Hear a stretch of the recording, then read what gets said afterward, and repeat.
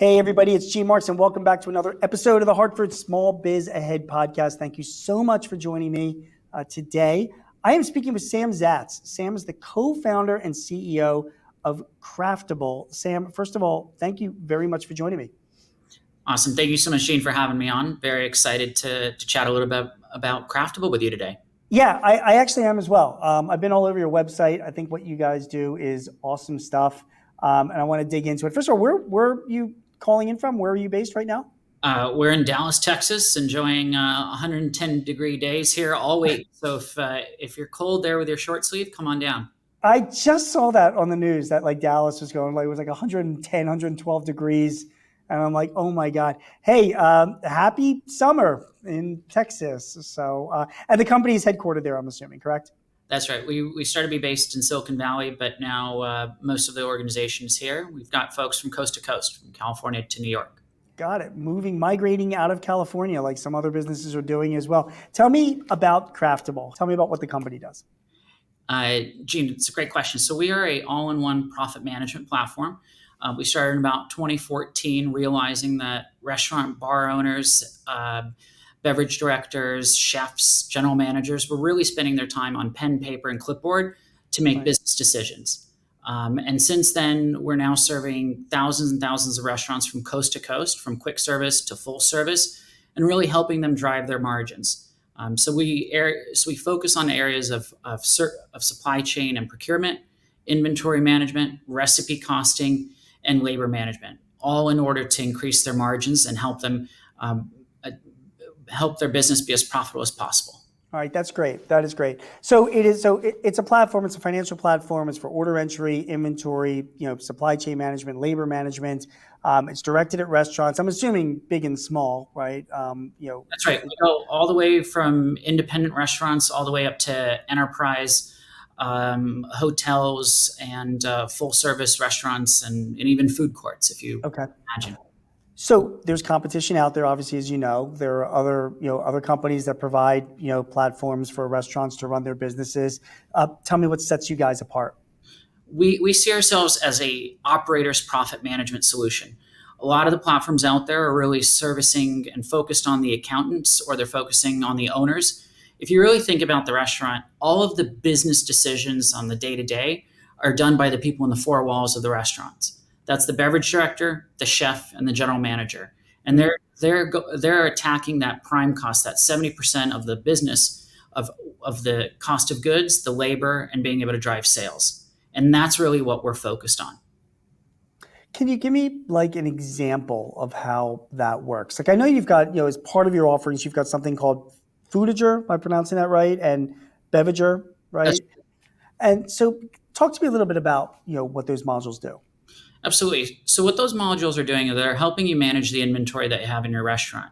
Okay. If you think about it, the inventory is going to be the lifeline of the restaurant. It's going to drive what you're buying at what price from what vendors. It's also going to be dictating into your recipes around how you're actually making the different menu items, and then ultimately how much you're going to be selling them. So if you think about it, it's your bill of materials or it's your items that are actually going to be driving your costs and your revenues, all from the inventory management. So when we're talking about inventory management, the module itself it's maintaining it. You do physical inventories in it. I guess it receives inventory.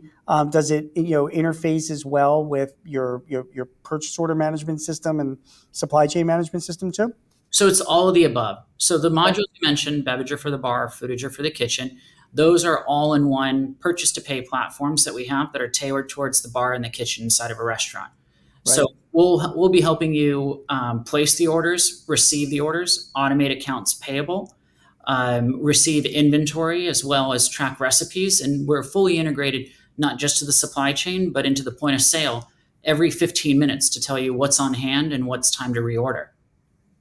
Amazing. That is really cool. Tell me a little bit about how recipes figure into this. I mean, I have an idea of what that means, but I'm curious to see if that idea is what it actually does in reality. Well, recipes are very powerful too. So all of your ingredients are ultimately going to be put into recipes. Recipes can be put into prep items or batches. But more importantly, it's those recipes that are going to land on your menu. And if you start looking at how your menu is performing, that's what we call in the restaurant industry menu engineering, which is one of the strongest ways to drive profitability in the restaurant. And that's all about understanding what's popular and what's profitable in order for you to get the best margins for your restaurant business. That is fascinating. So you are actually tracking then sales. This is almost like a job costing system where you're tracking sales through your system based on the menu items that are purchased. You're tracking profitability of those menu items, and therefore you're telling the operator what's making you money and what's not making you money, so they can adjust their menu. Am I describing that correctly? Yes, absolutely. Not only are we doing that at the menu level and understanding kind of the menu mix and the menu popularity, but now you can also start to think about making other business decisions. If prices are going up, as a lot of them are given today's economic climates and inflation, Sure. it'll allow you to stay on top of your cost of goods to see items that you may want to change the ingredients or you may want to reprice or recost. Additionally, because we're integrated to the point of sale, we're also telling you what your on-hand inventory should be. So when you take your inventory count at the end of the week or at the end of the month, we'll let you know how much waste or variance you've got too. So that'll be great in order to ensure that you're not having high food cost that's wasted. So it's helping you manage your inventory, helping you manage your supply, helping you manage costs. From the point of sale, it's giving you information as to what items are selling best, and obviously what's making you most money. And it's also alerting you where you might want to make changes in your menus to make sure that you're maintaining your margins. You're doing all of this, right? So, which is awesome. It also seems like a lot of work to do, So I'm curious you're talking to restaurant owners here on this podcast, and I hope if you're running a restaurant or you're in this business, you're listening to what this type of technology can do for you. What should restaurant owners be doing to prepare to really take advantage of a system like this? Yeah, great question, Gene. First thing I'll say is that the restaurant owners are already spending 80 to 100 hours a week at the restaurants, really trying to manage a lot of these different systems or a lot of these different processes. What we most oftentimes see is that we've got an ability to eliminate 3 to 5 different systems or multiple levels of redundancy. So really, I think the first question before you start to think about implementing one of these back office solutions or a platform like Craftable is, what are my stakeholders and what are my areas of responsibilities and owners? Making sure that you've got different folks or areas of the operations that are responsible for different parts of the business are critical. At the end of the day, the platform can help you drive those decisions, but you're going to make sure that everybody's on the same bus and headed to the same destination. All right, that is great. That is a great answer. So you want to make sure that you've got people that are trained, that they are, that they're accountable for this. Tell me a little bit about the hardware that's involved for a system like this. So that's the best part about it, Gene. We actually are completely hardware agnostic. We integrate with over 60 point of sale systems, over 30 different accounting systems, and even integrate with over 1,000 now supply chain vendors. So the whole spirit and the concept of Craftable is to be entirely neutral to whatever hardware or whatever decisions that you want to make for your business. We're just going to be connecting everything that you're buying, everything that you're selling, and making sure that you're able to improve your margins. You had mentioned, you were saying that Craftable is installed in like thousands of restaurants around the country, and it sounds like a great system. I mean, the restaurant business in the industry obviously has suffered so much during COVID. We're now a couple of years out of it. Certainly the restaurant industry is in recovery, and I want to see if that's what you're seeing. Is the recovery in the industry what's driving your implementations of Craftable? A few things are actually happening that we're seeing. First is that the demand for restaurants has never been greater. I think coming out of COVID, you now have a lot of folks that have stayed away or stayed inside that are now coming back and spending more time outside, celebrating special occasions and really wanting to have unique experiences. On the opposite side, if you look at on the restaurant tour side, it's never been more challenging.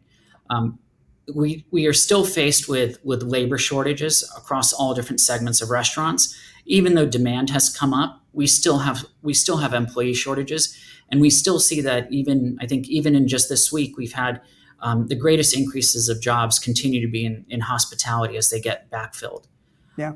And when you step back and also think about kind of all the different business factors, inflation continues to be a challenge. You have highly fluctuating prices for the cost of goods, and labor continues to keep coming up, not just at the cost, but at the regulation level as well. Yeah, my clients that are they're struggling with all these things, and their biggest issues is what you just mentioned. I mean, inflation is having a big issue, and just finding people, managing labor. I've got a lot of I have a lot of restaurant owner clients that are close to giving up on restaffing to the levels that they saw, pre-COVID. I mean, the people just aren't out there, and there's a lot of reasons why that's going on, and that's I guess that's where technology comes in. So if you're talking to a prospective customer, somebody that runs a restaurant or a couple of restaurants, and they're coming to you and they're telling you like, "Hey, Sam, we can't even staff at the levels that we were staffing a couple of years ago, but the demand's not going away. How's Craftable going to help me, fix that problem?" It's actually become mission critical. And Yeah. because you have less staff and less folks that are able to operate the restaurants, you want to have your team spending as much time as they can focused on the guest experience. Right. It's down. And so the more automation, the more technology that you're able to use in the back office to automate things like processing invoice, automatically recosting recipes, analyzing the profitability of your menu.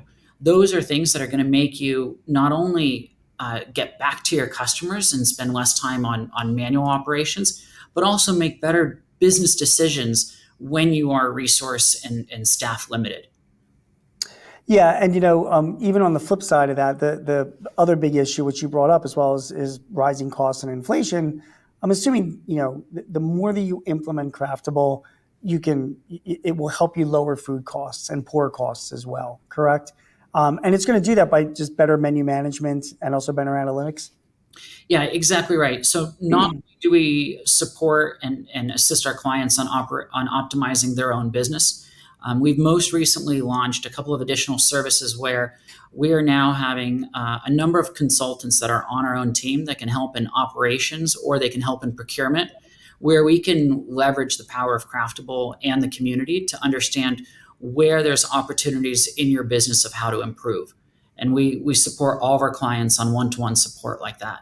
Got it. Got it. Sam, where do you see the restaurant industry going over the next few years? I mean, we can't have a conversation now about technology without mentioning AI, because God forbid you don't mention AI when you talk about technology, And I'm sure, and I tell my clients, when people are even inside and outside of the industry, when they're looking to learn more about, artificial intelligence, chat GPT, all that kind of stuff, I'm always like, you shouldn't be investing in this stuff. You should be letting your platform providers, the Craftables of the world, they're making those investments, which I'm assuming you're doing. And you, as the restaurant owner, your job is to beat Sam up about all the new features that are coming out that will help you automate your restaurant better.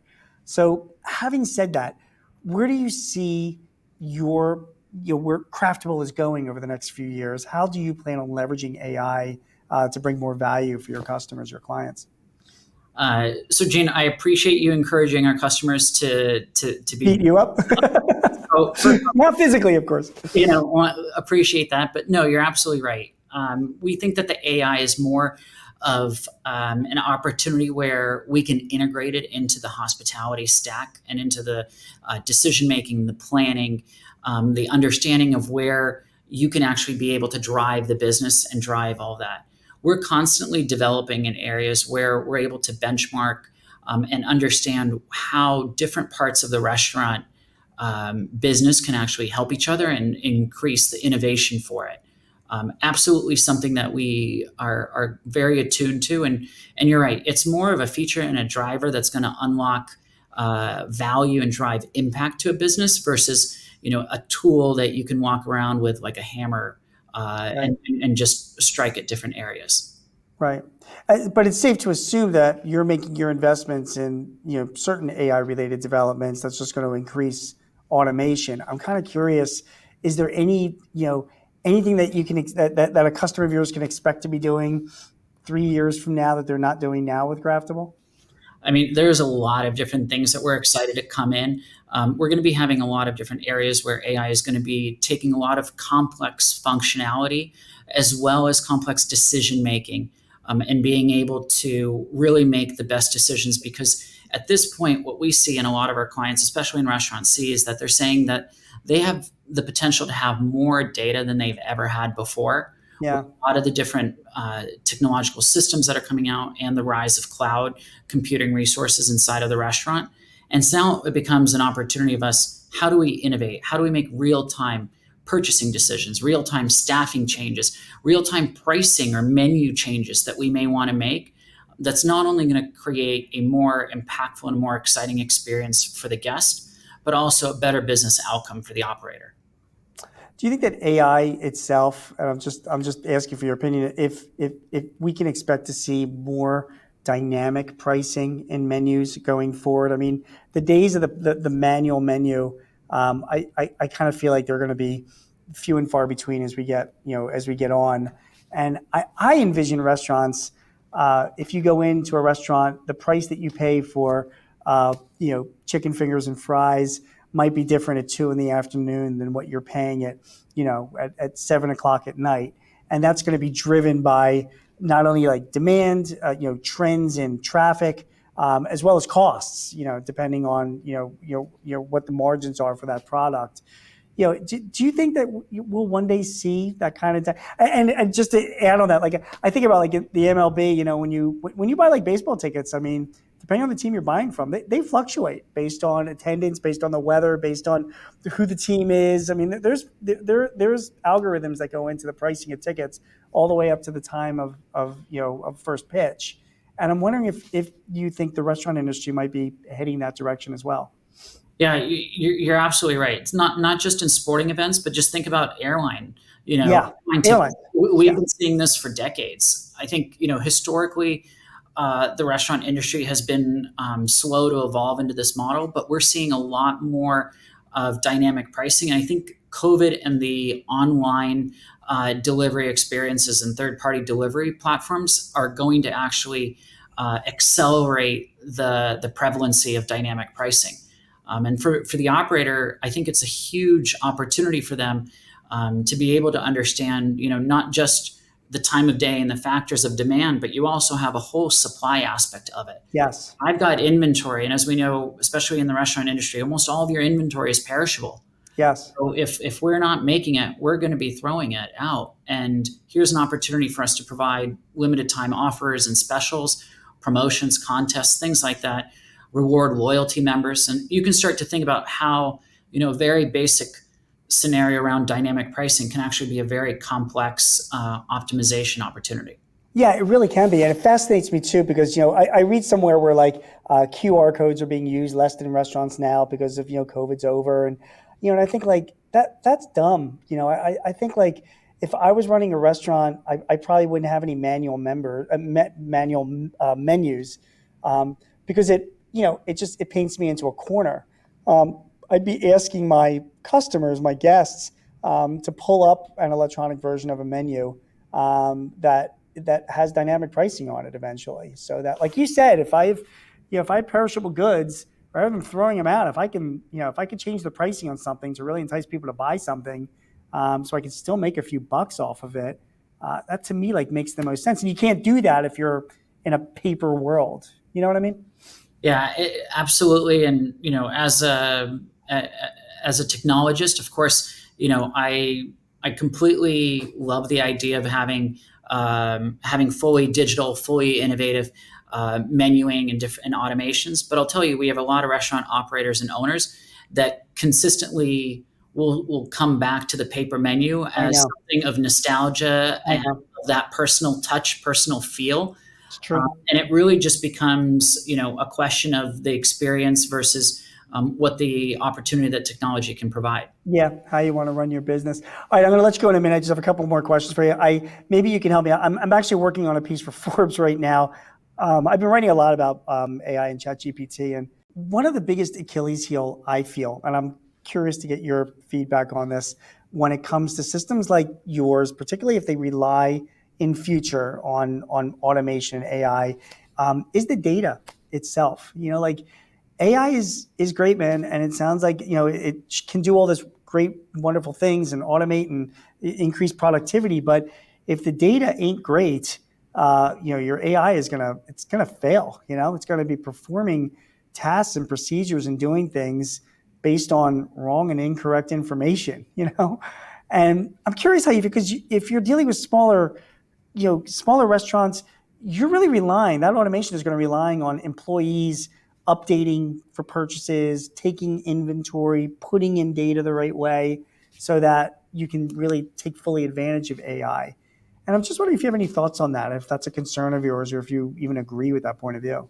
No, absolutely. I think that there's a couple of things if you were to unpack it. I think the first thing is the more data points that you can get, the easier it is to reconcile. That's a good point. So if you can take the technology, not have it be kind of a feature or outside of the core business, but if you're really using that technology to power your financials, power your operations, make day-to-day business decisions, you have a less likelihood of having bad data. The second piece that I'll mention, and we don't need to go too technical, but I think back to the early days of AI, in the 70s and the 80s, it was nowhere near as sophisticated as it is today. And so Right. as generations continue to evolve, we'll continue to be tuning. I'll tell you, the first time we did our sales forecast that was purely off of a forecast model, we got about 80% of the way there when we actually tracked it for the next 2 weeks. Guess what happened about 3 months later? We were over 98%. Right. So it's not a question of where you are today. It's a question of starting to collect the data, being able to have that be part of your overall business operations, and then be able to give it the feedback that it needs in order to continue improving. That is great advice. Actually, I'm going to use that. I mean, I didn't even consider the concept of multiple data points. To your point, if the AI gets smarter and smarter, it won't just take one point of data at its face value. It'll validate it against multiple points of data before it then performs an action. So maybe that will hopefully compensate for human beings putting in bad data. And one of my operators actually says that technology, especially in restaurants, can create really big challenges because at the end of the day, the operators, if they're focused on guest experience, they need to be making those decisions and driving them.